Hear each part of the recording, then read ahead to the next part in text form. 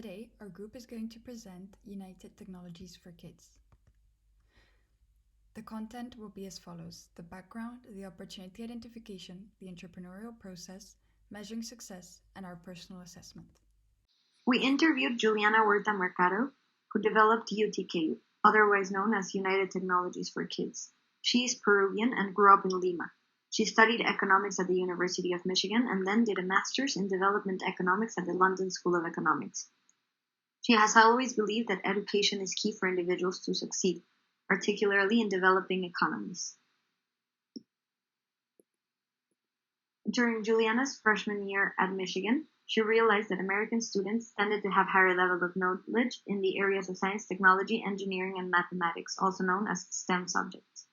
This reinforced the thought she already had, which was that STEM subjects are not promoted enough in developing economies.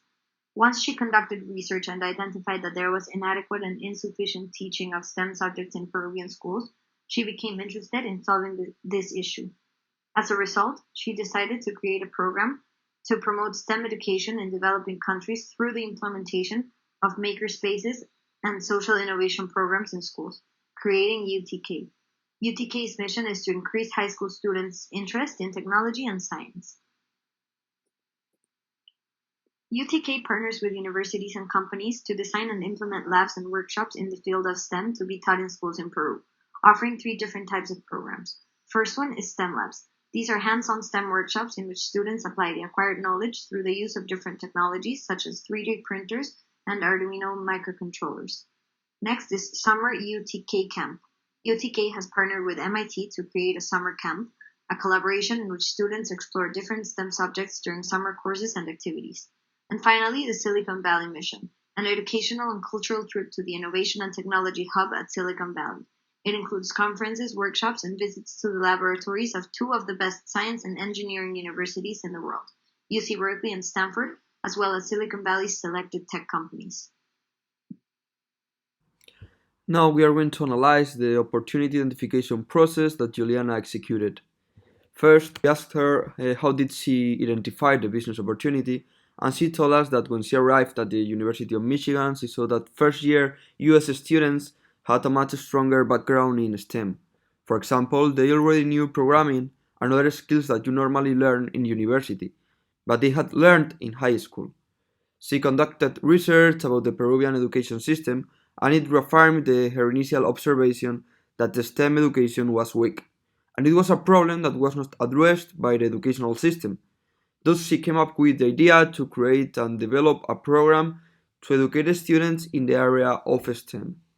At the beginning, UTK did not know which type of skills it should focus on. Therefore, they began with robotics, electronics, programming, and design.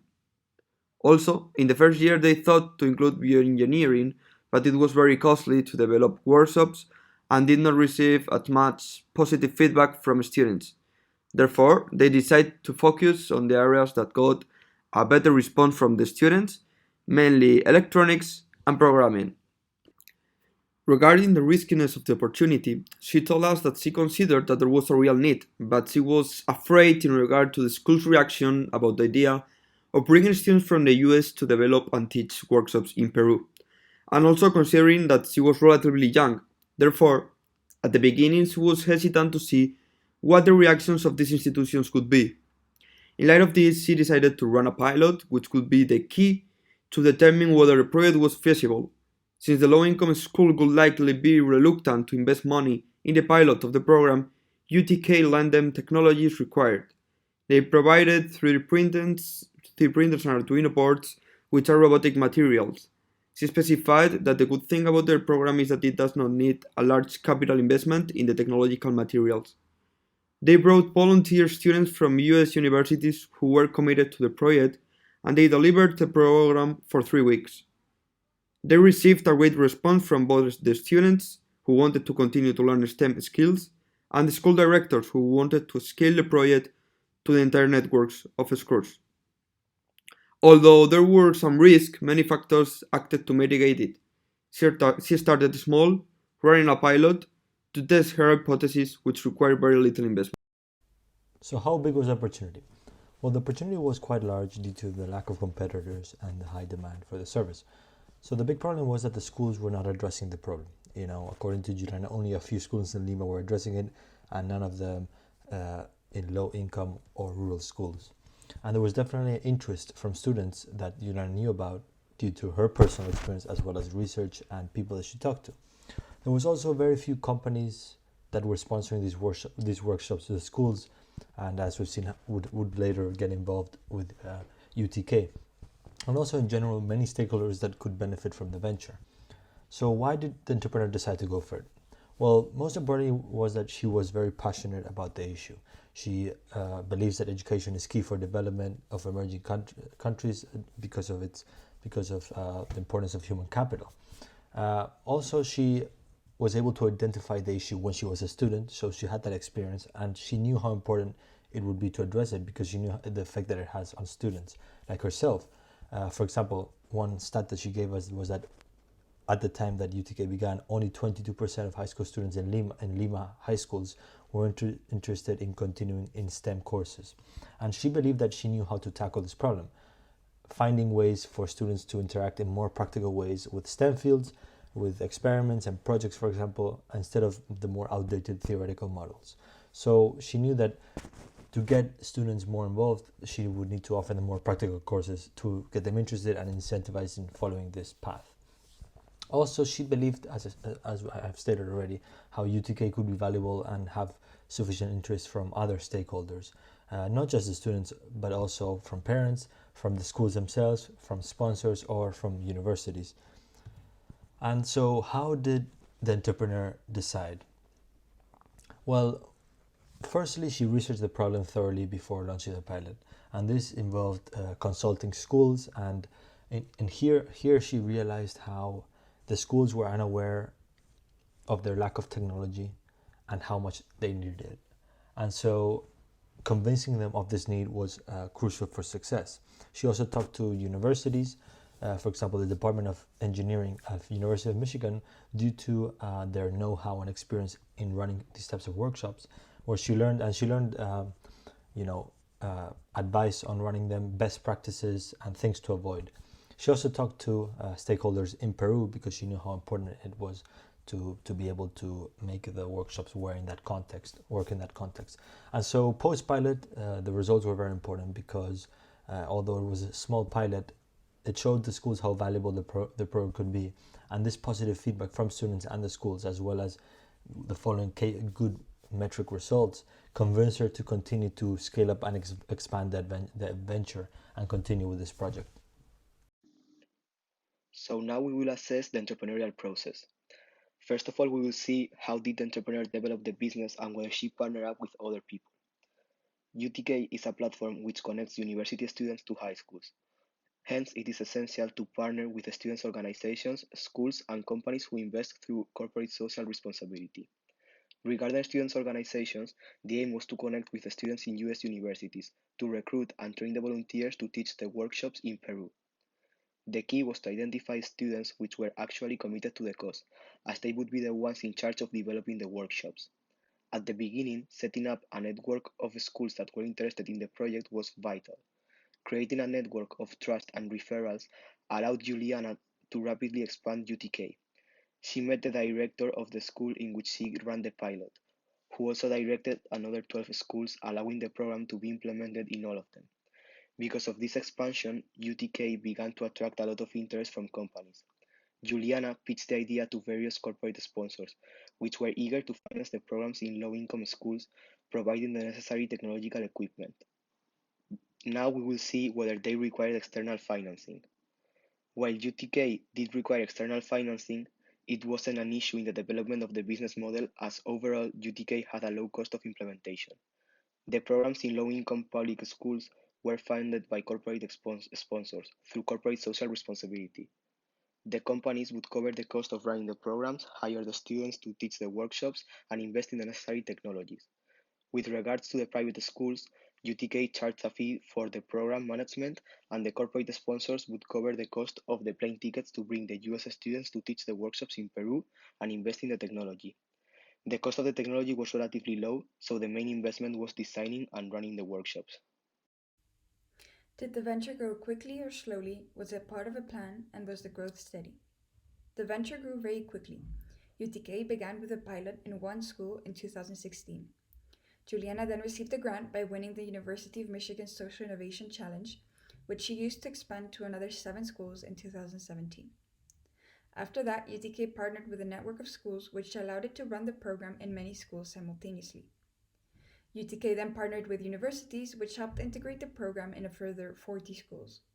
So, overall, UTK went from working with 8 schools in the first 2 years to reaching 40 in the third year and 70 in the fourth year.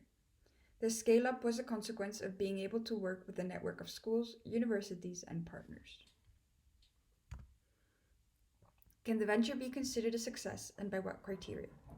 UTK established a series of key performance indicators to measure their success, which are as follows: the number of students reached, measured by how many students participated in UTK's programs; interest in STEM courses, measured by the percentage of students reporting increased interest in STEM courses; career aspirations, measured by the percentage of students changing their career or job preference from non-STEM major to a STEM major; STEM skills, measured by the percentage of students who perceive an increase in their STEM skills; number of exercises completed, as there are many challenges with different levels of difficulty, and the more programs a student participates in, the more they develop their STEM skills; and lastly, the number of new projects developed, measured by the number of prototypes presented at the annual STEM fair.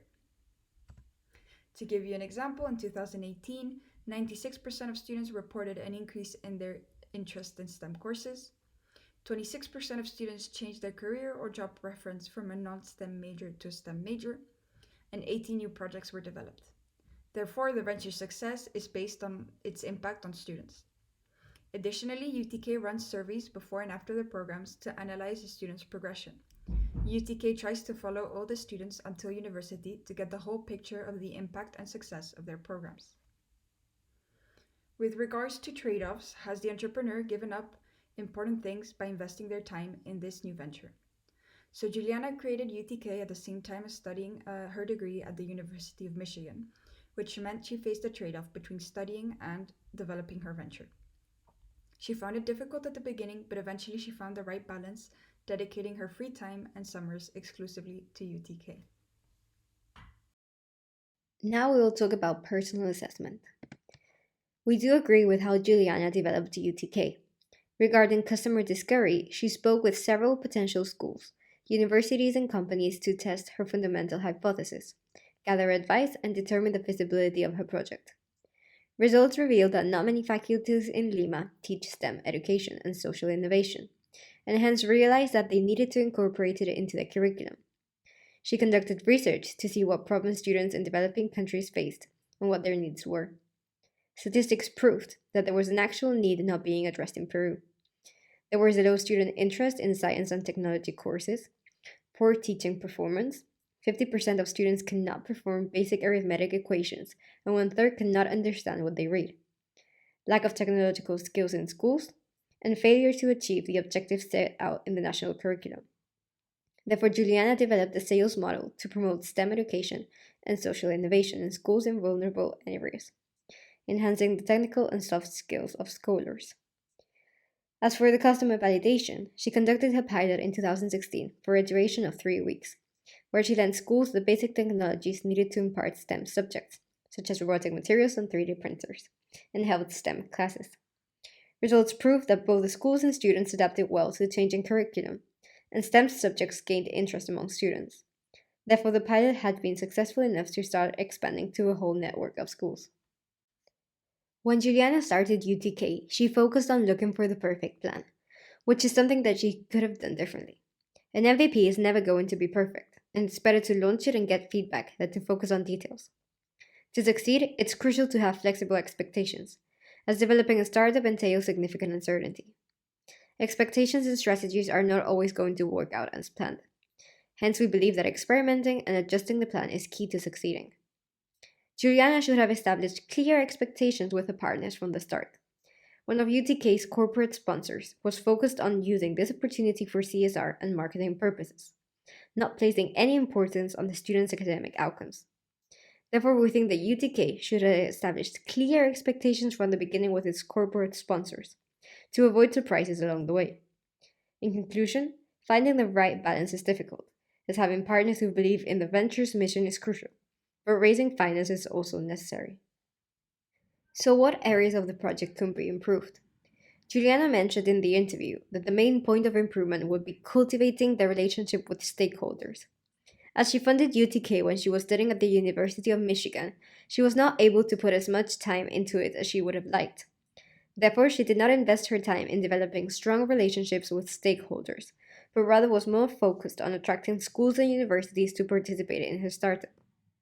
Outreaching to stakeholders is a time consuming process, and cultivating strong, long lasting relationships with them is even more demanding, considering that 4,500 students, 65 American instructors, and 100 local instructors, 9 universities, and 70 schools constitute UTK stakeholders. Moreover, Juliana also mentioned that future steps include expanding to other countries, but also the Peruvian provinces outside of Lima.